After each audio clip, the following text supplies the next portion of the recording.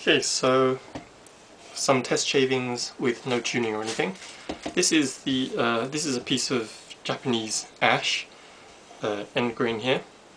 Clamped it up in my vise, and we'll see how it goes. I've set this depth,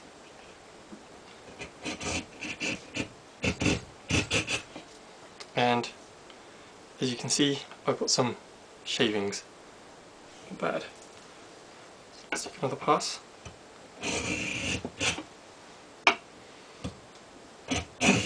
It's a bit hard to push, but you can see I'm getting some kind of shavings rather than just dust. So it's not bad. This is actually quite a smooth surface. It's quite nice. So let's try some with the grain planing.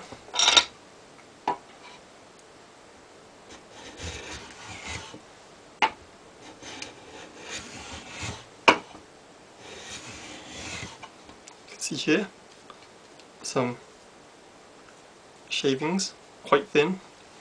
So yeah, it's pretty nice. That's Japanese ash, tamo.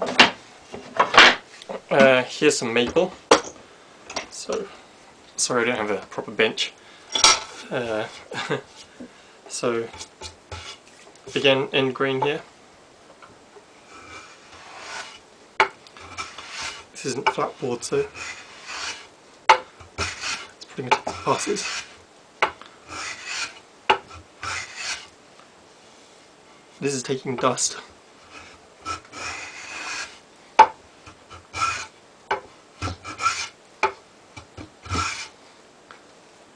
Yeah, doesn't like maple very much. It's kind of just dust. No shavings. That's probably the blade problem. So along the grain.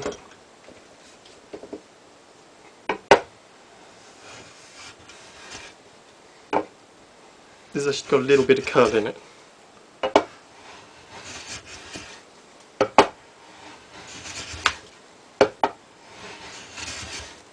Not the smoothest thing in the world, but you can see I've got some nice curls here. This is pretty thin. Pretty happy with that. So yeah. So this is what it's like. Yeah, there's no tear out or anything. Quite smooth. So yeah, no tuning. It does a pretty good job. So now I'll sharpen up the blade, and I'll give it another run and see how just tuning up the blade does. Okay, so I've sharpened the blade only, and let's go straight to the maple. End grain, and you can see I've got some shavings here.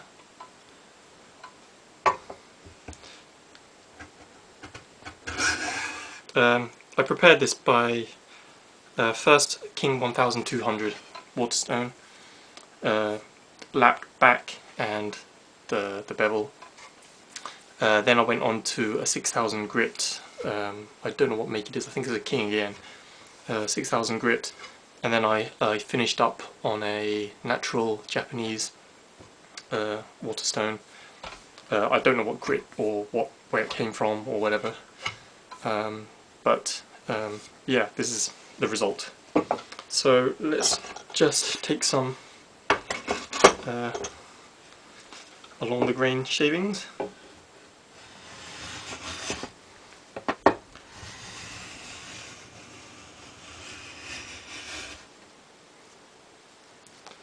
So there we go.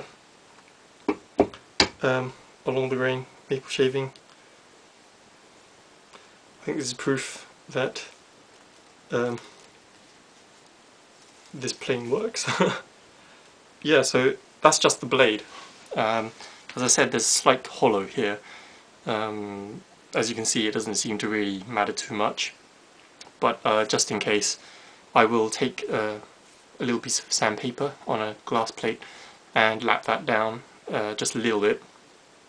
And the mouth as well, I'll try to get a file and slightly try to level that out, and if it doesn't make any difference, then I guess this will be the last video, but if it does, then I'll show you what happens. But in any case, with just a honing on the blade, this can perform pretty much flawlessly. There's a really smooth surface here along the grain. The end grain as well. Yeah, the end grain is nice and smooth too. Let's see if I can. Oh, that's not very nice. That's just probably the sole rubbing along. But here you go. You can see some extremely fine shavings of end grain maple, and that's really smooth. So, would I recommend this plane? Hell yeah! This is a really good plane for the money. Check that out. If this isn't proof, then what is? Full width, pretty much full length shaving of end grain maple. So here we go, Wood River knuckle cap version. I'm not sure about the first version, but this is the only one they sell anyway. So yeah, good worthwhile plane at $89.99. Sound like a salesperson, but I'm not sponsored by them or anything. This is a really quality plane. So I've tuned up the plane as much as I think I could. So I flattened the sole, sharpened up the blade.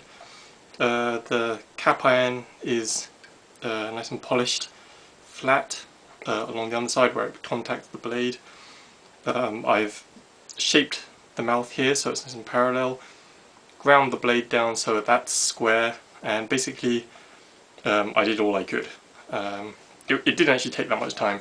It sounds like a lot, but the lapping took like maybe, I don't know, 10 minutes, going from 240 straight to 1500 actually, and it's pretty flat and very smooth now.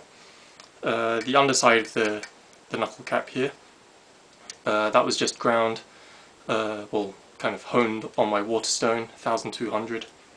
That was really quick. This is actually, I think it's probably chrome plated, with a middle coat of copper, and then base I guess is iron or steel or something. But plating seems to be very thick, which is quite a nice thing, I guess.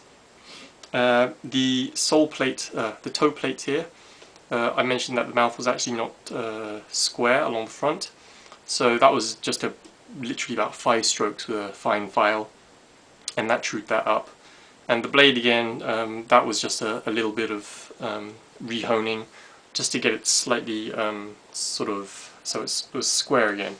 Now here we are again with the end grain maple, same board, same kind of edge, and although this isn't a huge improvement, this is an improvement. I'll set this up for a very fine cut, close the mouth right down, and this is what it looks like.